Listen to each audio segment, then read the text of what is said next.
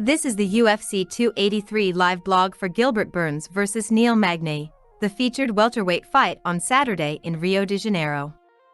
A longtime lightweight, Burns made the move up to 170 pounds in 2019 and has been a force to be reckoned with ever since.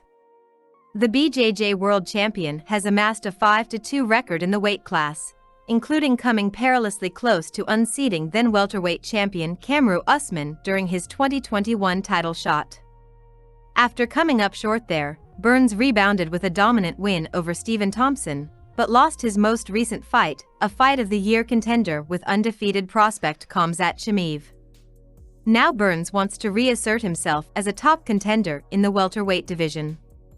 Since joining the UFC in 2013, Magny has been a staple of the 170-pound division, collecting a number of records along the way, including most welterweight wins and longest fight time in welterweight history. In one of the sport's marquee divisions, Magny has established himself among some of the greatest fighters of all time. The only thing missing from his resume is a welterweight title shot, and he hopes that a win over Burns will move him one step closer to making that happen. Check out the UFC 283 live blog below. Post-fight, Burns sends a message to start, saying, "For everyone who is running away from me, I'm going to be the champion." He talks through the finish saying, "These guys aren't on my level, I'm going to submit everyone." He then says he wants to be back very quick and he plans on finishing everyone, before calling out Colby Covington. Official decision: Gilbert Burns def. Neil Magny by submission, arm triangle choke, at 4:15 of round 1. Round 1. Both men come out unorthodox.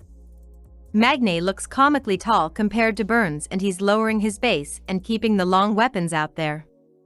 Burns is bouncing with a high guard. But both men are taking their time here. Magny appears to be hunting for counters with his length. Burns trying to figure out the range. Burns gets a good jab to the inside and immediately grabs a body lock and takes Magny down with ease. That's a problem for Magny. Magny recomposes guard along the fence, but Burns is a freaking world champion BJJ player. He's floating on top. Magny keeping the legs active, but Burns holding control position and gets to side control. Magny's length is helping him a lot here, but Burns switches to the other side when Magny tries to get back into the guard.